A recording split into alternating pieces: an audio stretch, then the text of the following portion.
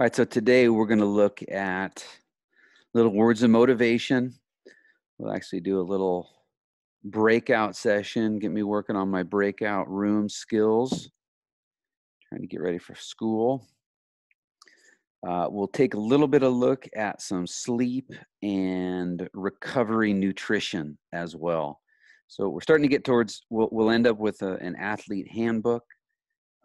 There's some other information I had put on the Google Classroom today on some of that offense and defensive stuff. So more that it'll continue to populate.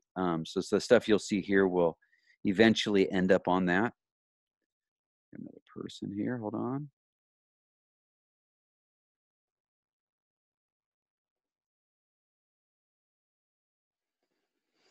So I want to show you this picture. Sorry. All right, so you guys would know who that is there on the ground.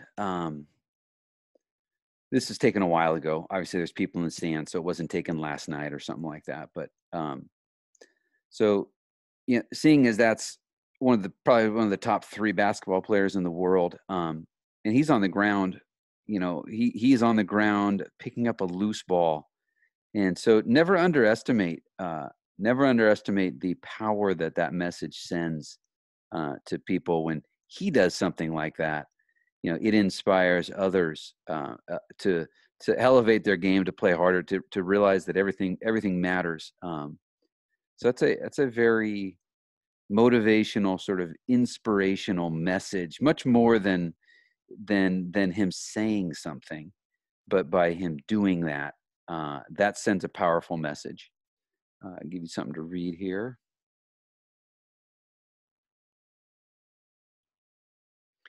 Let me give you a little bit of time to reflect as well here. So notice it doesn't say that, you know, winning a championship or, you know, that's what a championship ends up being, but that's what a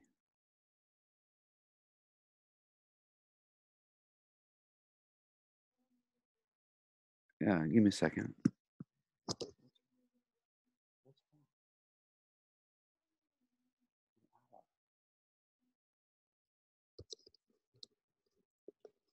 Give me 1 second. Give me 1 second.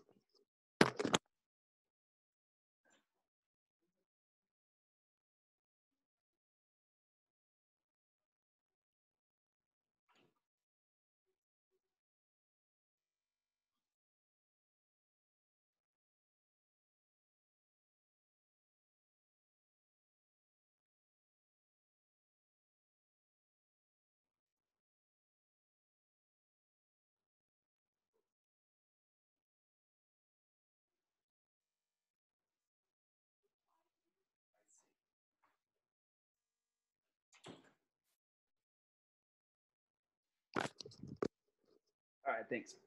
Appreciate that. Okay, so go to the next one here. You know, obviously we're in the midst of. Sorry, there you go. We're in the midst of something where, you know, a huge something big is occurring, and you guys didn't do anything to deserve it. But you know, this thing is, you know, how do we respond to it? And that's really hard. That's not really a football cliche, but more so just how can we, you know, how can we do this, and how can we respond to it? So this is what I'm going to do. I'm going to break you guys out into 2 rooms. So I think there'll be 2 in one and 3 in another. And so notice I say I'm not asking you, why do you want to play football? Not why do you want to play, but why do you want to prepare to play football? So let me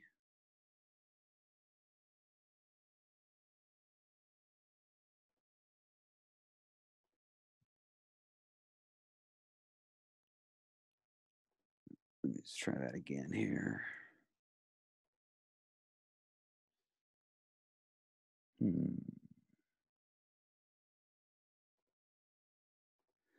Oh, I see. I see what happened. I see what happened. Let me just start that again. Learning something about there we go. All right, I'll give you guys about 2 minutes to go ahead and this will be quick, and then we'll come back.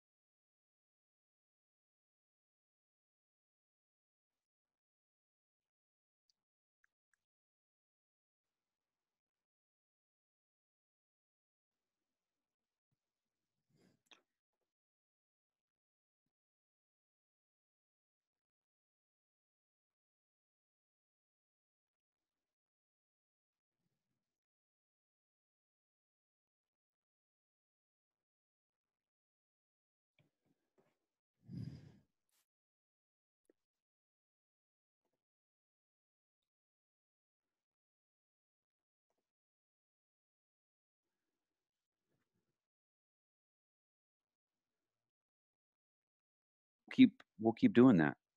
And hopefully it's, like I said, hopefully it's something you guys benefit from. So, all right, going back to this. Oops. All right, so we got a little bit here coming on with some, and I will open up with sleep. So I am not in the midst of a very good sleep cycle, although I was able to sleep last night. A lot of just unable to have a good night's sleep long enough, and you know that here's some general rules here. Again, this stuff will end up in a manual for you, like an athlete handbook.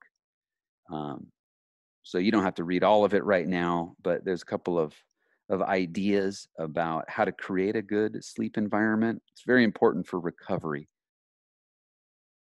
and being able to restore.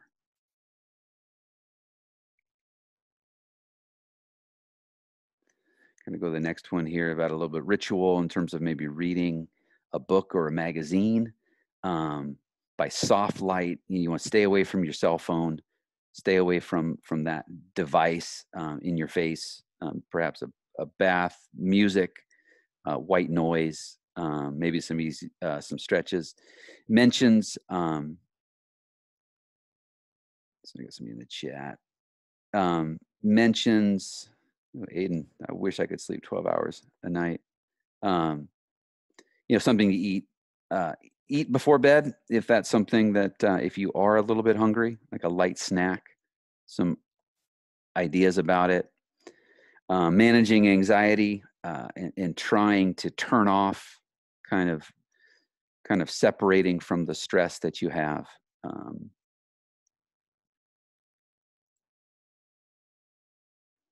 And then there's some relaxation techniques with deep breathing, muscle relaxation, even be apps on your phone that would be able to take you through a progressive relaxation, if that were something that you were sort of struggling with at all.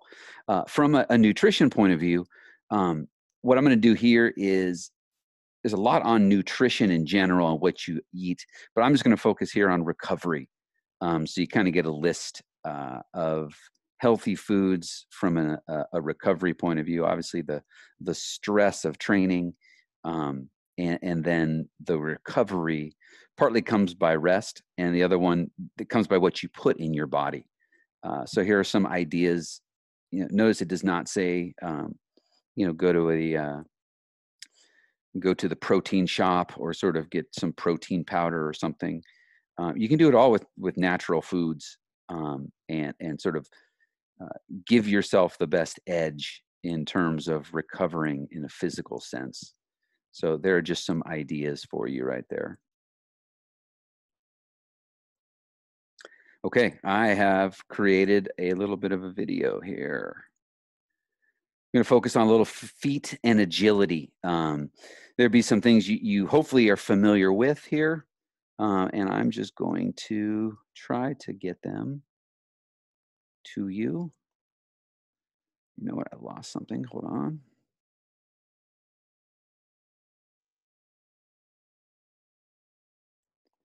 Just a second here.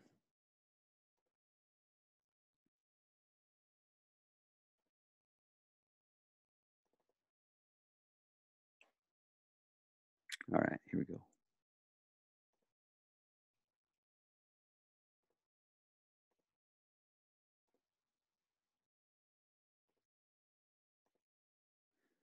Daughter's work right there, crushing it.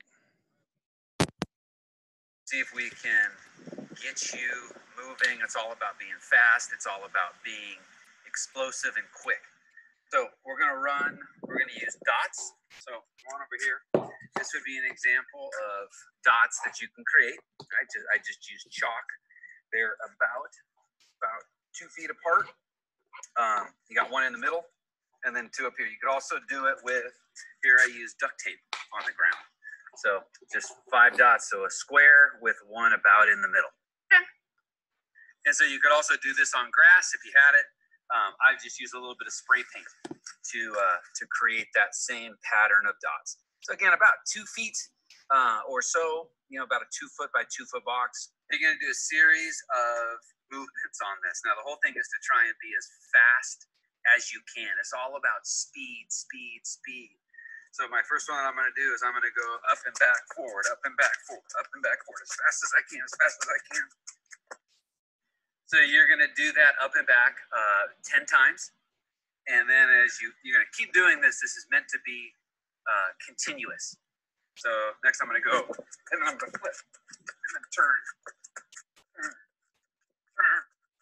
and I'm going to do that up and back 10 times. So now I'm going to do 2 feet. I'm going to go in and out, in and out, in and out, like that. So a star, in and out, in and out, in and out, in and out. All right, I'm going to go up. I'm going to do it around. I'm going to try and go around 10 times.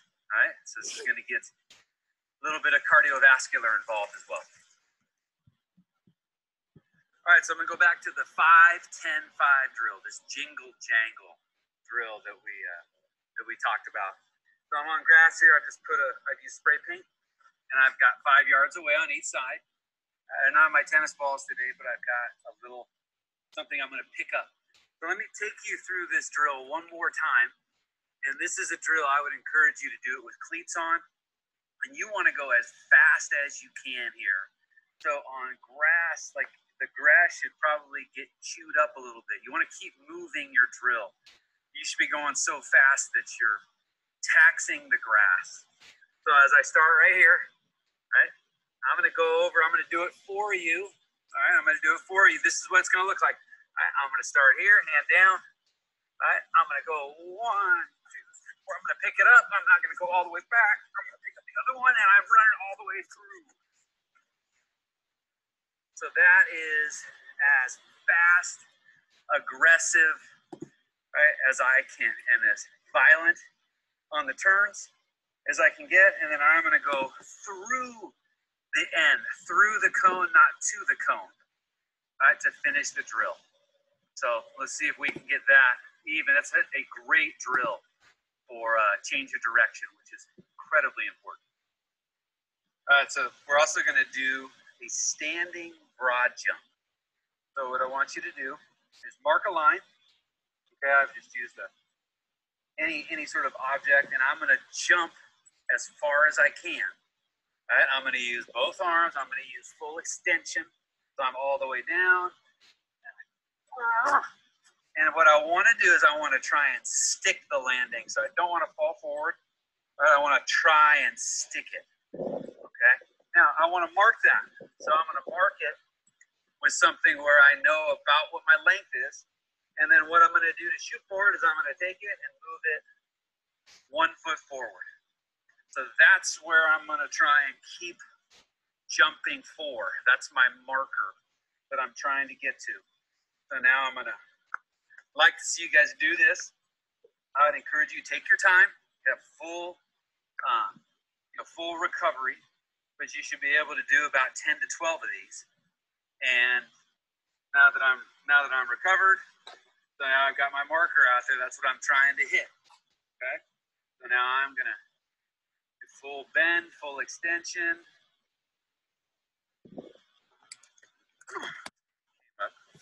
Little short. Oops. Marker. Go ahead and try and hit that. See if you can get that. Again, waiting about every 30 seconds or so, recover and try it again. See if you can do that 10 to 12 times. That was some severe athleticism on there that you saw. So if you can emulate that, you'll have a shot. So trying to just give you guys some variety, some things to keep doing, and keep trying to push yourself a little bit. So if you would keep running that mile, keep building that base, and then we'll work a little bit more gassers in, a little bit more of shorter stuff, but we can keep building that base. That's what we've got. We've got the time to do it, so it'd be smart to do that stuff on top of that other workout stuff. So I appreciate you guys. I appreciate you guys stopping by, and I'll see you guys on Thursday. Thank you, coach.